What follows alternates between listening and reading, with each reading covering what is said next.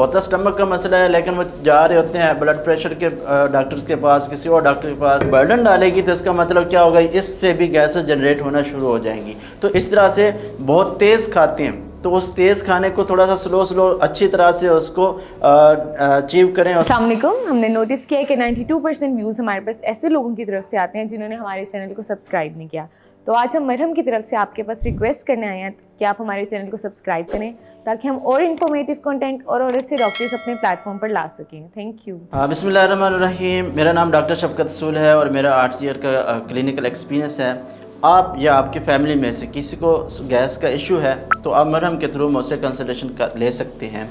तो नाज़रीन, आज हम बात करेंगे कि पेट का गैस है क्या, इसकी क्या काजेज़ हो सकती हैं, इसकी सिम्टम्स क्या आ सकती हैं, इसका क्या इलाज हो सकता है, घरेलू तौर पे हम इसको किस तरह से ट्रीट कर सकते हैं। तो गैस होती क्या है, ये बार बार डकार आना, खट्टे डकार आना, बहुत गैस होना, कहीं आप सोसाइटी के अंदर किसी अपनी गैदरिंग के अंदर बैठ नहीं सकते, ये सारी गैसेस का है।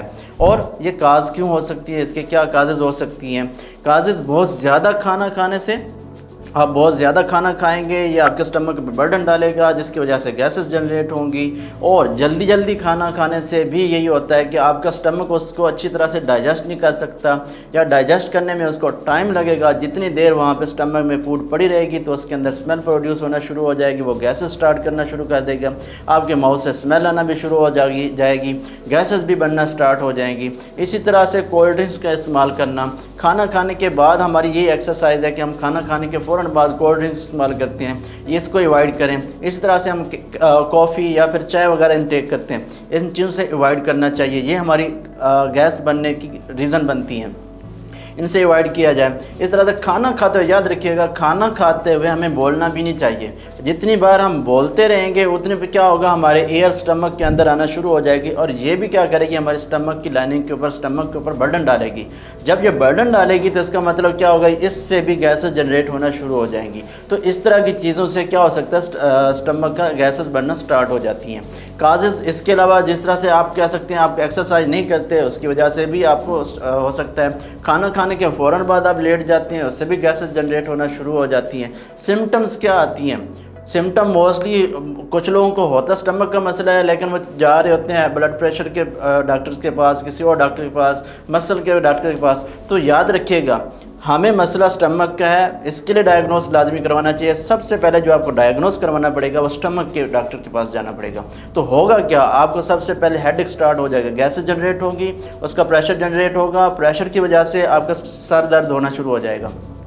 सर दर्द होगा तो आपको क्या होगा, आप समझेंगे कि मेरा ब्लड प्रेशर, उसी से प्रेशर की वजह से आपका ब्लड प्रेशर भी इंक्रीज़ कर सकता है, जिस वजह से आप फील करेंगे कि मुझे ब्लड प्रेशर का इशू है। असल में एक्चुअली आपका स्टमक का इशू होता है। फिर क्या होता है, ये मसल क्रैम्प मतलब पेन होना शुरू हो जाएगा, आपके जो कंधे हैं ये स्टिफ होना शुरू हो जाने, सख्त होना शुरू हो जाते हैं।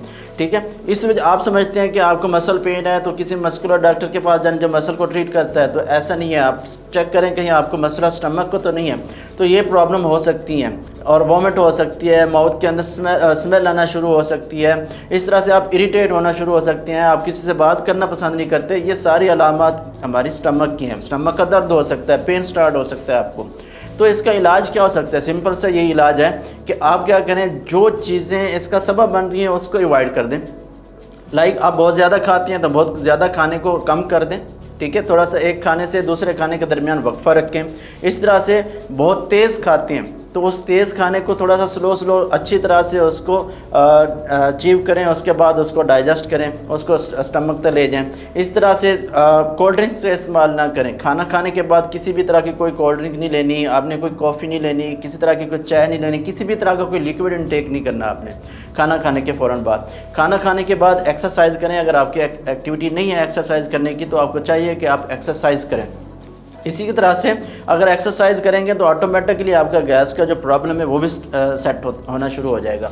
फिर भी अगर आपको इशू रहता है तो फिर आप क्या करें, आप सौंफ, दालचीनी और अदरक का कहवा बना के इस्तेमाल करें, उसके अंदर लीमू डाल लें, उसको इस्तेमाल करें तो आपके गैस का प्रॉब्लम भी सॉल्व हो सकता है। इसी तरह से आप जंक फूड खाने को छोड़ दें, आपका गैस का प्रॉब्लम ख़त्म हो सकता है। इसी तरह से एक्सरसाइज करें, एक्सरसाइज करने से भी आपको स्टमक का इशू, गैसेस का प्रॉब्लम भी सेट हो सकता है।